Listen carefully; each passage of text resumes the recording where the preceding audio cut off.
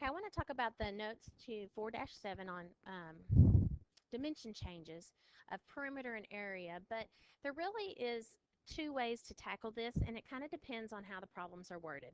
So as I go through these notes of 4-7 and 4-8, I'll kind of interchange between those. My most favorite way to handle this is this. Your new perimeter area or volume, whichever way, is going to be based on your old times the changes. And that would be how many changes are occurring.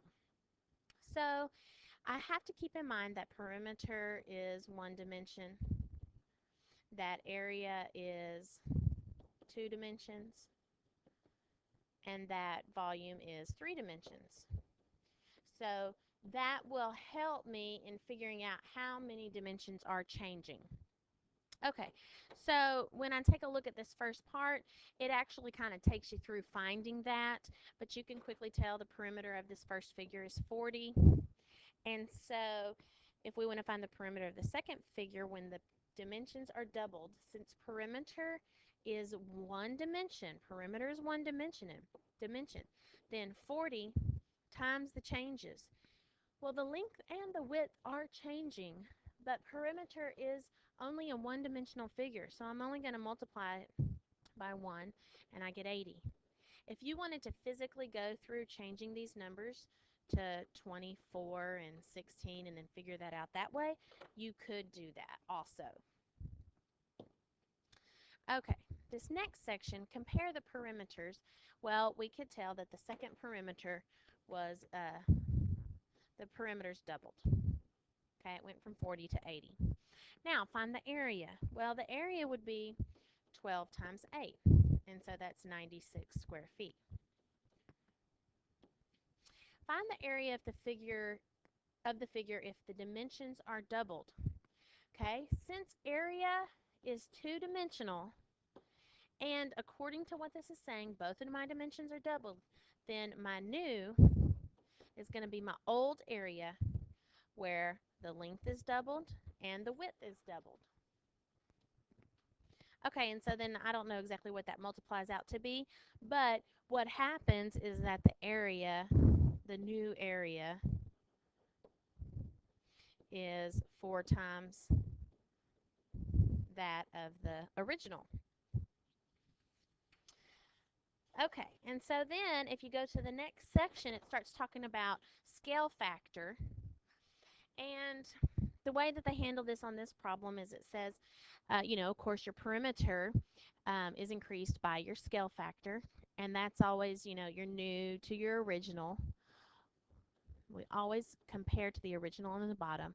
Or maybe you set it out, you define it as small to large, or however it is that you define that scale factor, depending on if you're getting larger or smaller. The area would be increased by that scale factor squared. Now, why is that squared? That's occurring because area is a two-dimensional shape.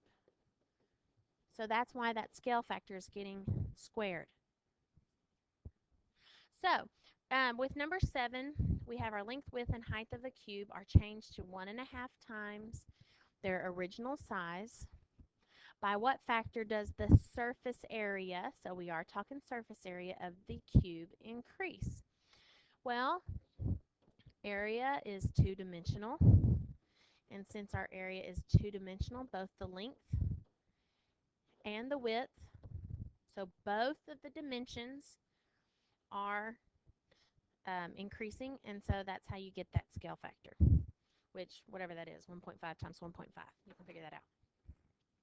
Okay, number 8, if the surface area of the cube, and again, we're talking area, even though it's talking a cube, we are still talking a two-dimensional amount here. So the surface area is increased by a scale factor of 9. Well, 9 is what our scale factor was when it was squared. So what were each one of these sides changing by? Well, what squared equaled our 9, and that would have been 3. So therefore, we know that our scale factor was 3 because both sides of those squaring gave us 9. Okay, and then our last one, number 9, the scale of two similar quadrilaterals is 1 to 2, and the perimeter of the smaller one is 80. Okay, so because of the way this is worded, and because it gives us this scale factor this way, I would go ahead and set up a proportion, and I'm talking about my small one to my large one. I'm dealing with a scale factor of 1 to 2. Now, how many times is this scale factor occurring? We are talking perimeter here, which is one dimensional. So this scale factor is occurring just once. So it's just 1/2. And then this 80 is referring to my smaller shape. And so then I'm trying to find this out. So I've then got 1/2 equals 80 over x, and then I can solve that way, and I can find that the perimeter of my larger shape would be 160. Okay, and of course these are centimeters. All right, so that's 4-7, and then we'll get into